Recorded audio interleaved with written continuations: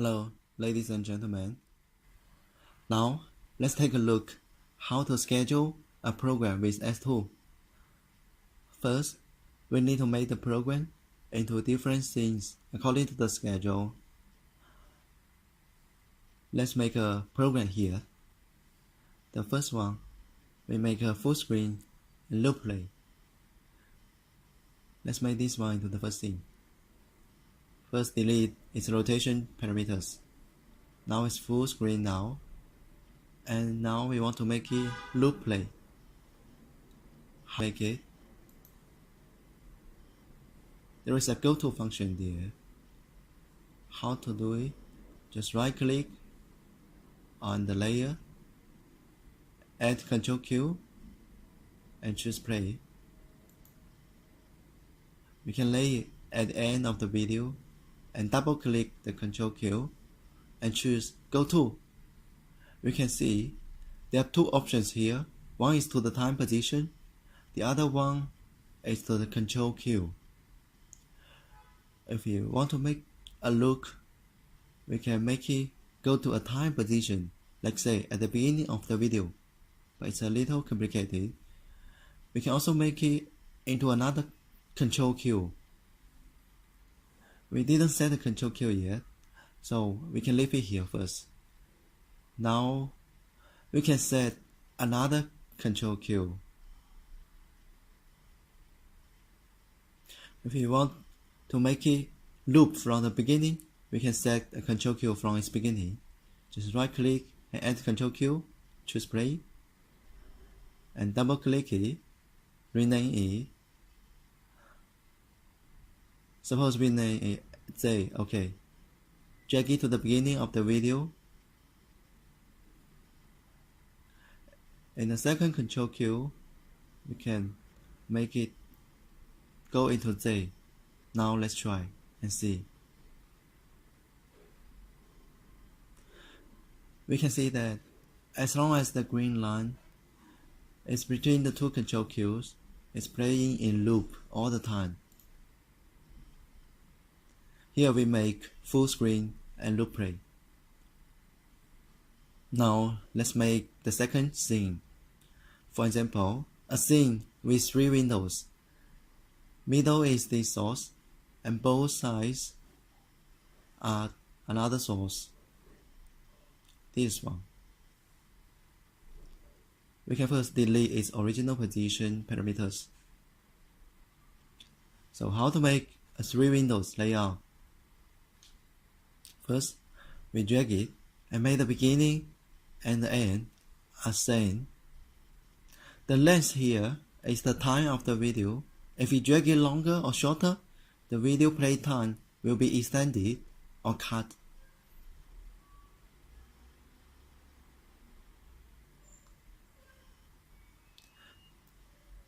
Then we can set the layouts into 3 windows by adjusting the effects. We can select the video and double click on the zone green line and change its parameters. Suppose we make it into 920 and 1080 and lay it in the middle. The second source, we can also change its parameters, let's say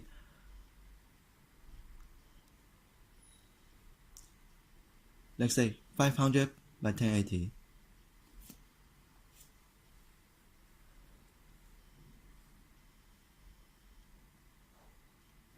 Okay, and lay it on the left.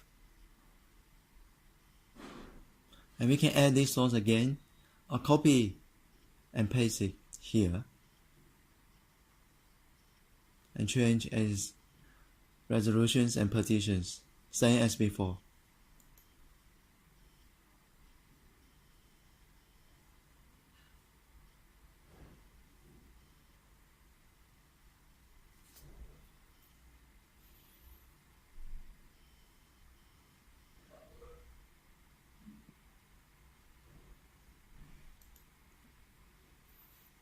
Now this scene is done with the 3 window. We can also make the third scene here. Suppose make a full screen and above it we make a small window. Just make a size smaller window. For example, make a 500 by 500 window here. We can select this file, double click and change its parameters into 500 by 500.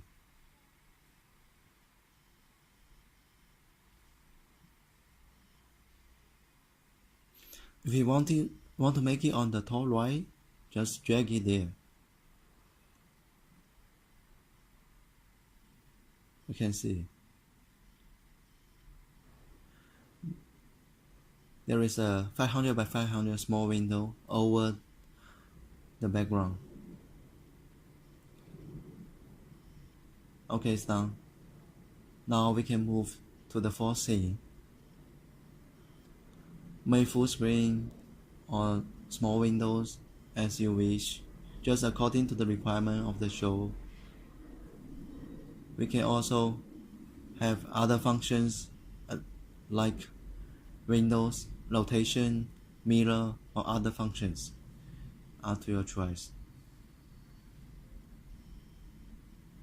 Now we make a rotation here and put it here.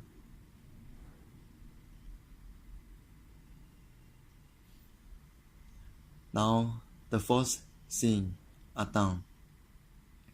All the four scenes are finished. During the event, we need to do the switching between these different scenes. How can we do the switching? There are several ways to do it. The first one is by shortcut key.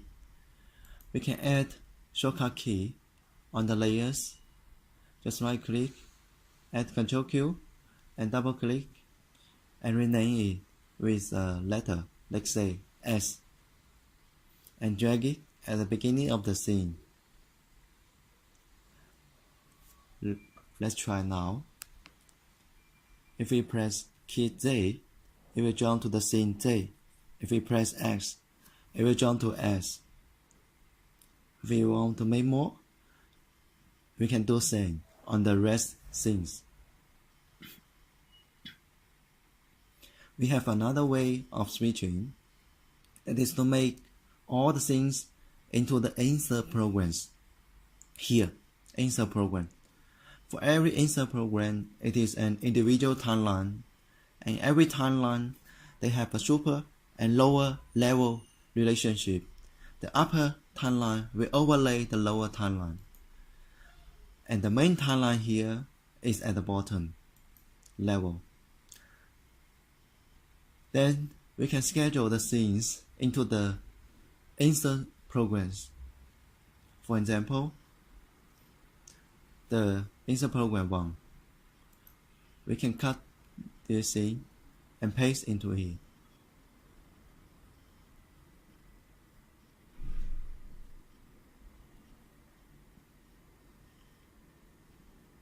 And choose the program 1 and paste.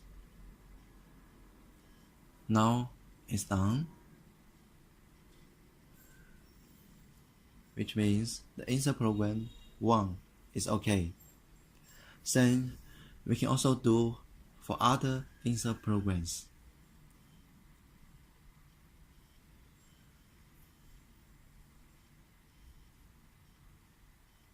Okay, this is the second.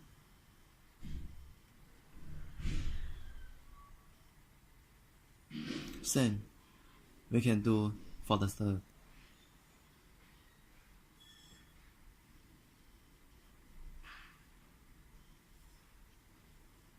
Okay, now the third is okay. Now we can see we are playing the scene 1. If you want to do the switching, just activate the insert program. Just click the play icon there. Now we can see the insert program has started. If you want to stop, just click the stop icon, and its timeline will go back to 0, which means it will start from its beginning when you play it next time.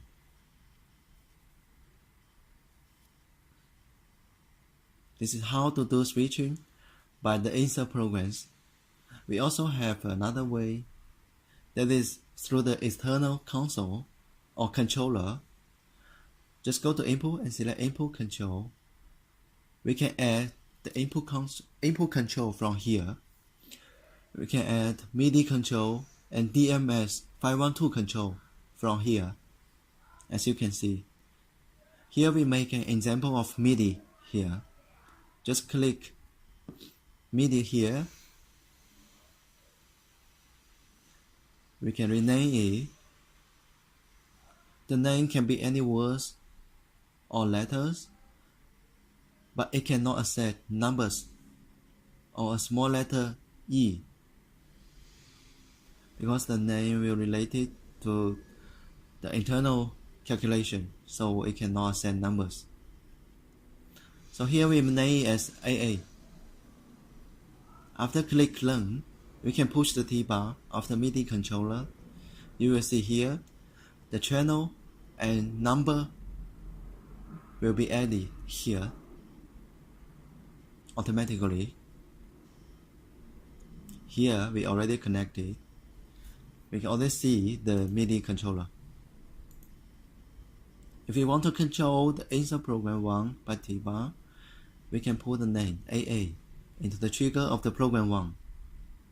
We can also put some conditions. Suppose we put a value as more than 0.5, which means when the T-bar is pushed and value is over 0.5, it will trigger its switching. If less than 0.5 is not activated, switching will not be done. Others also do same. We can add another media controller and rename it and put the name into another program trigger. Now we can see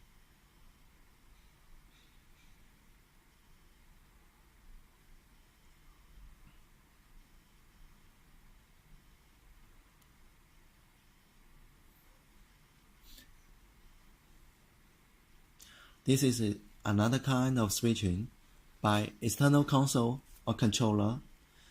The insert program has the default effect of fade in and fade out. The setting is on its backside behind. We can see fade in fade out time here. For example, we can change the fade in and fade out time for 1 and activate it.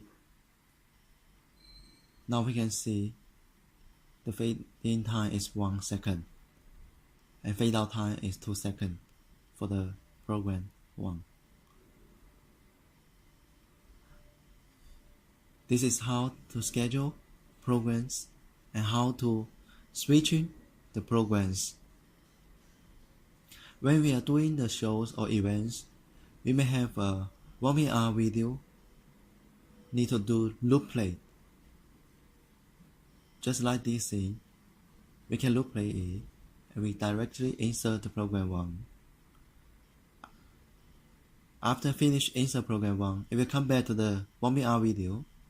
Then we switch to program insert program 2 or insert program 3. One important function here in the switching function is the standby. Standby is one property of the layer. If we double click the layer, we can see there are 3 properties here: normal, standby, and always. If we choose standby and we we can see a layer of standby. If we drag a source here at the standby layer, we can also see the status is non-standby, and we can also see now is standby. We can just press Ctrl B key to do the switching from standby to non-standby. How to use it? In every show or event, there will be a main KV or main logo. We can set it as standby layer. Like this, we make it full screen.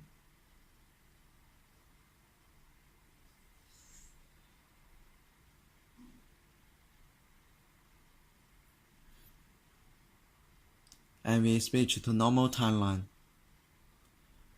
During the current schedule, if we want to go back to the main KV, or main logo like here, we just need to press Ctrl plus B Then we can switch between the main KV and the main timeline programs anytime.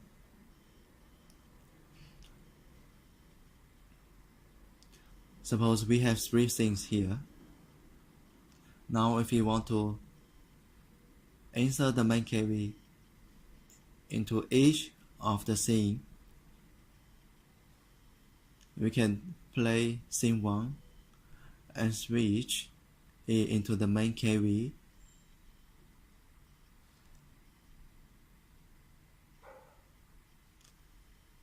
And then press Ctrl plus B and switch to the main timeline. This is standby function. We can also set the layer property into always. In this case, when other video finish normally, it will come back to this layer always, this always layer. Okay, this part is how to schedule programs with S2. Thank you.